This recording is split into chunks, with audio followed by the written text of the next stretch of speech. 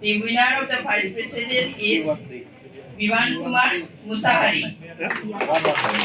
Vivian Kumar Musahari. And second is General Secretary Lenin Brahma. खस्थ' खालामबोबाय मास मोननैयानो जाबाय केम्पेइन खालाम दिनै लास्ट डे जोंहा इलेक्सनाव आं देरहासार जानो हाबाय 1191 भट्स लानानै दा आं जोबोद गोजोननाय मोन्दों I would like to thank each and everyone जाय आंखौ हेफाजाब होबोदों आंजों खस्थ' खालामबोफादों आंनि जा लोगोफोर आदामोन आंनि अल द स्टुडेन्टस अफ द केजिसि हु have help me in this journey thank you आङो एस ए जेनेरेल सेक्रेटारि आङो आंनि फार्स्ट प्रायरिटियानो जागोन आं स्टुडेन्ट्सखौ नायनाय स्टुडेन्ट्सनि प्रब्लेमानो आंनि प्रब्लेम स' आं जायखिनि स्टुडेन्ट्सआनो प्रब्लेम जायो बेखौ आं सल्भ खालामनो थाखाय आं नाजालांगोन दा जानाखि जोंहा फैगौ सेसन बेहाय आं मोजाङै मावनो थाखाय आं नाजालांगोन 12 केन्डिडेट्स 12 जन केन्डिडेट टिमाव देरहासार जानो हाबाय दा बियो भाइस प्रेसिडेन्ट ओमफ्राय general secretary assistant general secretary ओमफ्राय minor game secretary boys common room secretary and music and song secretary ओमफ्राय आरो ससियेल सार्भिस सेक्रेटारि खोब गोजोननाय मोन्दों दिनै देरहासार मोननाय औ जोबोर गोजोननाय मोन्दों आं जों टिमा देरहाजोबाबाबो जों 8 जन केन्डिडेट जों देरहाबाय दा बिसोर जाय जोंनि टिमनिफ्राय थालांदों बिसोरखौ आं माने दुखु दाला होनो सानो मानोखि जों टिम हिसाबै जों मावलांबाय दा बिसोर जेननानै थांबाबो बिसोरहा एक्सपिरियेन्स थाबाय दा बिसोर जानो हागौ बिसोर देरहायासै नाथाय बिसोर देरहायाबाबो जुदि बिसोर कलेजनि थाखाय मावलांनो थाखाय बिसोर नाजायो आं बेखौ आसा थाबाय बिसोरनिफ्राय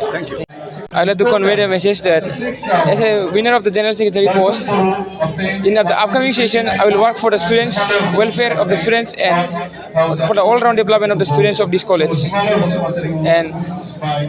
for those who won this election, I'd like to congratulate each and everyone.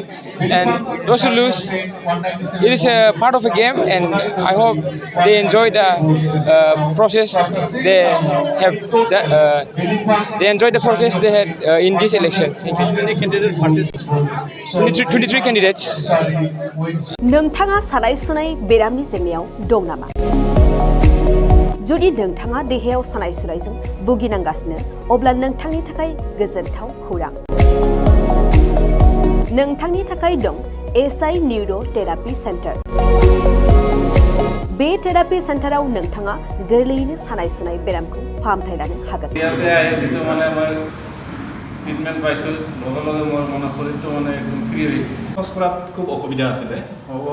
চাইডটো মোৰ একেবাৰে মানে বহুত বেয়া আছিলে মানে খোজকাঢ়িব মানে ভালকৈ পৰা নাছিলোঁ ইয়াত মোটামুটি 3 দিন আহিয়ে মই